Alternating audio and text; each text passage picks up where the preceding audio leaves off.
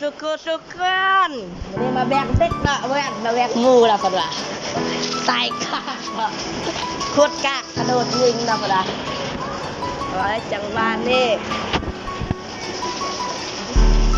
จังหวะแน่เข้ามาแล้วนี่นะแชมป์ KT 11K ไม่อยากจะมกสำหรับใครอยากเห็นมิสเตอร์บอสคนว่าการตั้งค่าของพี่เวียนใส่ยกนะเนี่ยระดับนี้เลยเด้อระดับโทรศัพท์ใบเก้า2019เด้อแรมซีต้องปรับแบบเมื่อกี้เลยเข้าเกมแล้วตอนนี้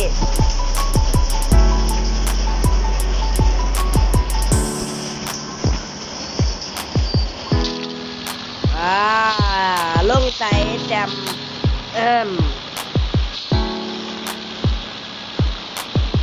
โอ้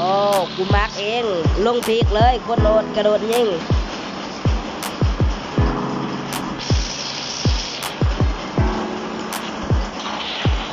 นำกูไปเลยนำกูไปได้เสียบทางเข้าบ้านกลางอันบ้านฟาร์มก็เข้าใจในมือนี้บ่มีเจ้าแล้ว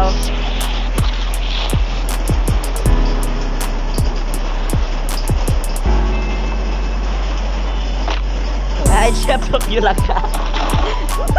บ้าแม่เลือดอยู่ไหนโอ้ยเชือกกูไม่ได้ปืนไอ้แซมจังเลยไม่ได้ปืนแซมเอาเลือดนะ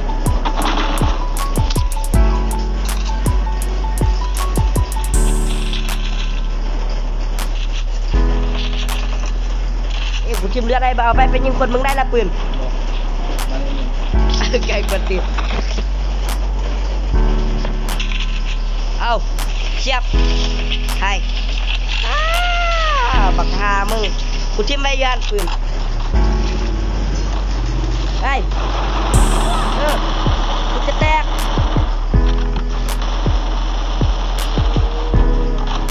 กดไล่กดแซ่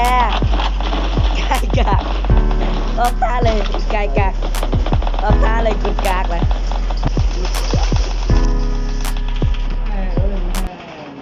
โอ้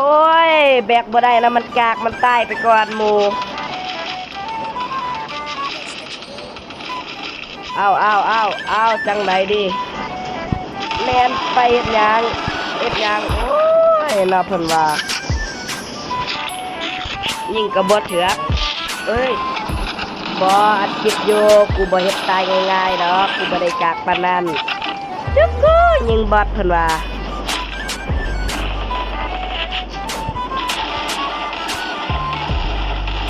โอ้ my god ลูกปืนจีน้อยเอ้าไอสัตว์ลัดกูเสยเอาลูกปืนมัดที่แม่มึงควายเลยวะโอ้ยไปลองใหม่เลยเมื่อกี้ก็ตายไปเนาะปานาเขาห้ามฆ่าสัตว์แต่ว่าฆ่านอกวัดก็ไม่เป็นไรเสียงฝนตกเนี่ยมันดังเลย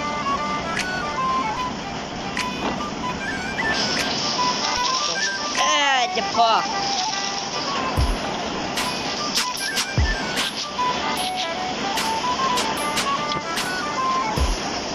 ยักปืน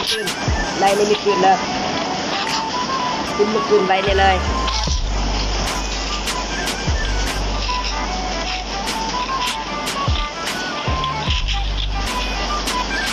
มันจะขึ้นหรือไม่จะขึ้นนะตอนนี้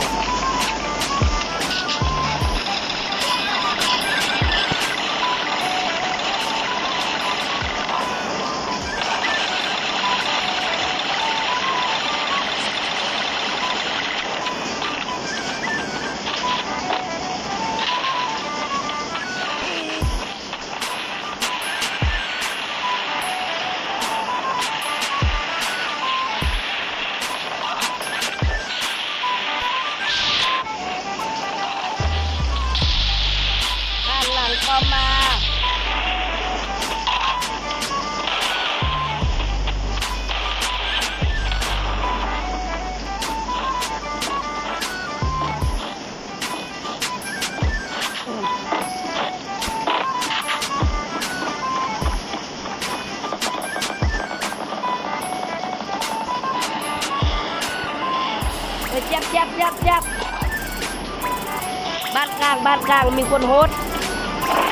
อย่าแล่นมาที่โล่งเสียบซอกเข้าเรือนไปซอกเข้าเรือนแจ่ม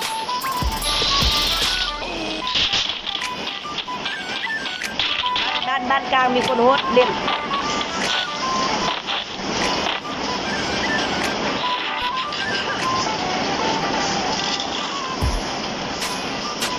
คุณจะพามึงอ้อมไปฆ่าคนอยู่บ้านกลาง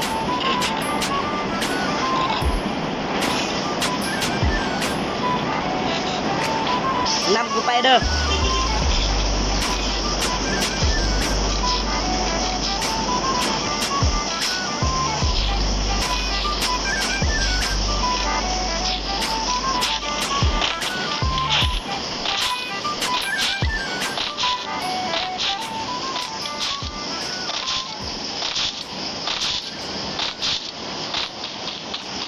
นำกูมาลูกปืนขึ้น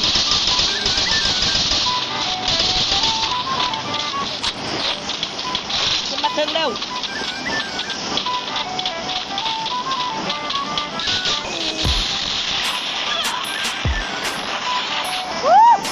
แตกกูฆ่ามันแล้วทันยากมาเมายามกูอยู่ลุ่ม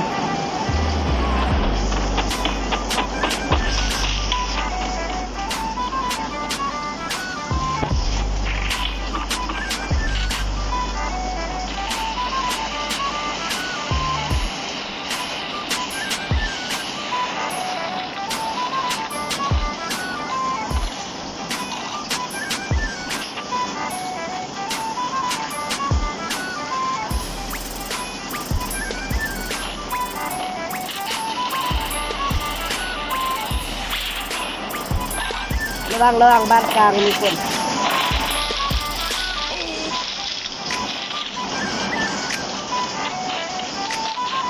พยายามจะกูได้ตามนะจำ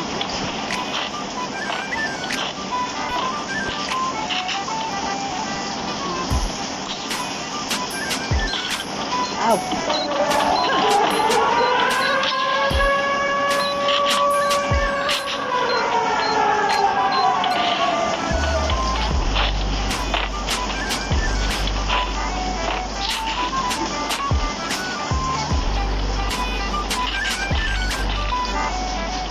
ลงไปดูทุกคน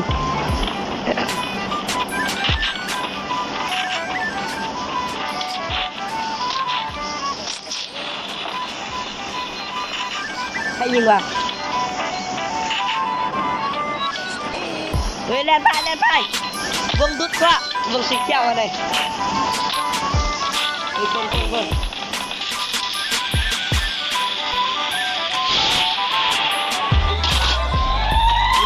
ีคนหนึ่งระวัง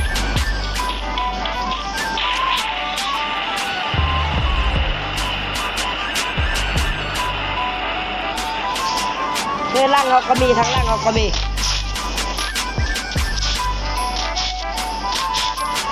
ระวัง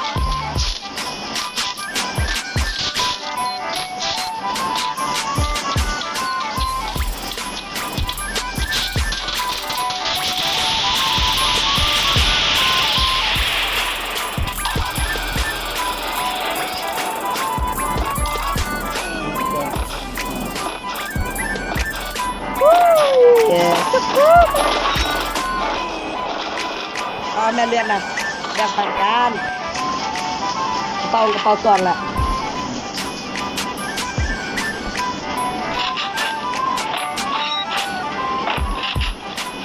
เดี๋ยวรับจุกไอ้เข้าอันนั้น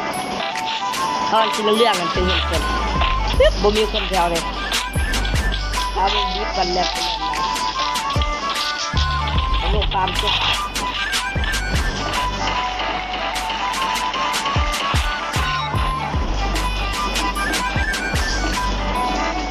ยับมาแม่เลือกกันเลยคิดไป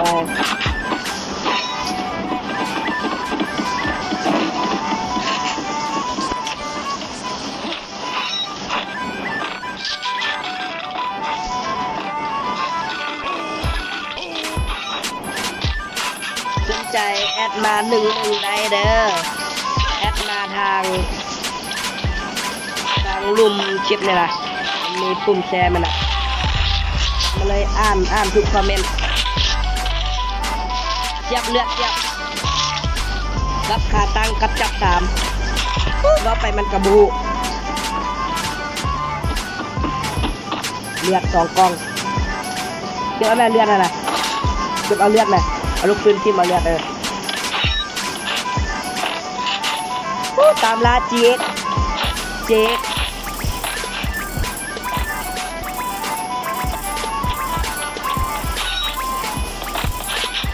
คนอยากได้เอเจตามใจเสียบนี่เลย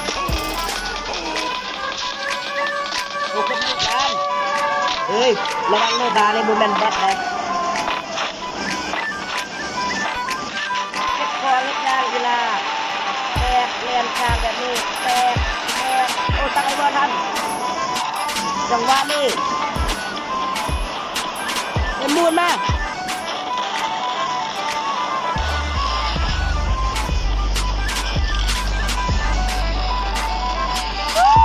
ยางโหดตามเครื่องระมัดระวังนะเชียบมันบวชตัวกูจักลูกเลย2คนเลยบวชจริงกูจักลูกเลยเก็บเอาแม่เลือดนะกูลงเปลี่ยนปืนเลยลูกซองขึ้นมา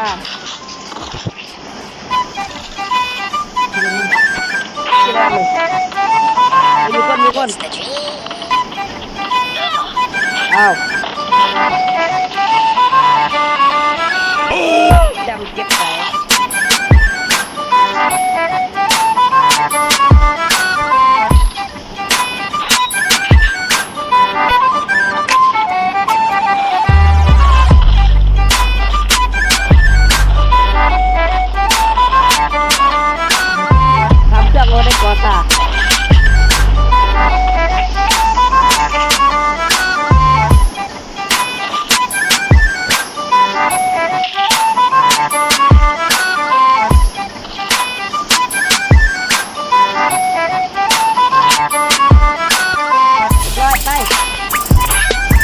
ลาครับคุณกินรถไปกินรถมา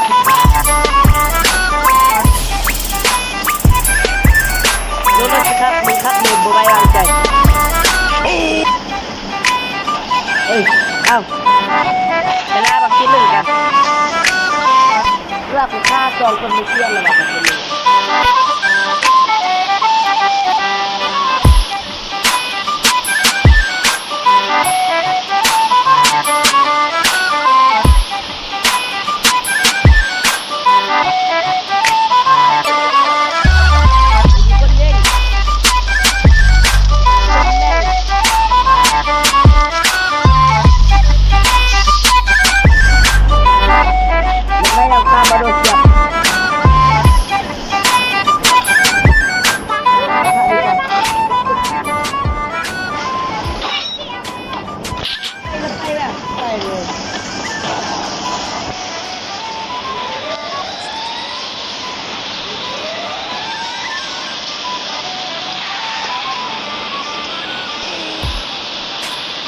ผมไม่ได้ยิงบอทนะครับแค่บอทมายิงกลุ่ม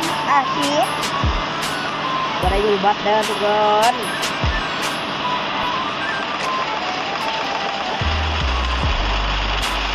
อยากเกาะ3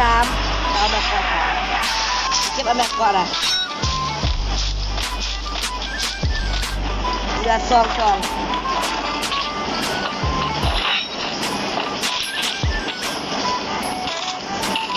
ระวัง2มันกระซองเขากระซอง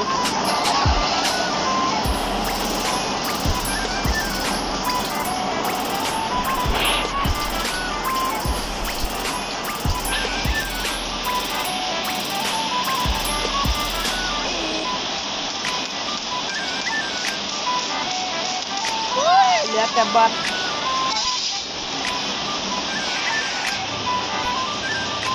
เหลืออีกคนหนึ่งไปเป็นคนแทนพี่น้องของใคร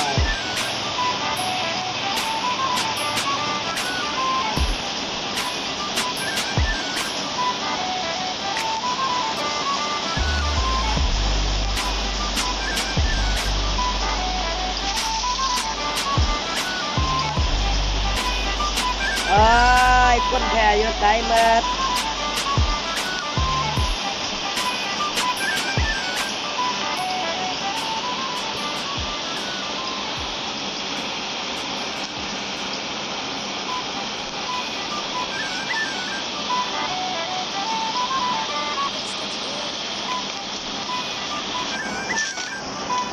อยากกินเห็ดเชียบเอากระทะไล่แบนมาเอากระทะไล่ทาดกระทะไล่ทาด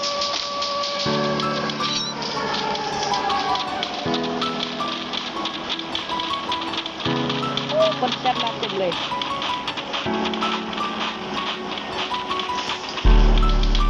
มันดีเลย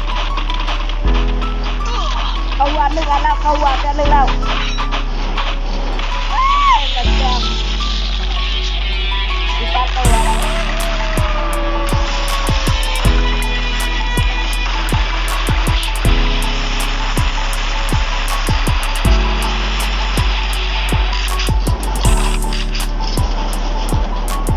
อย่าลืมกดไลค์กดซับสไครต์กดกระดิ่งติดตามกันว่าไอ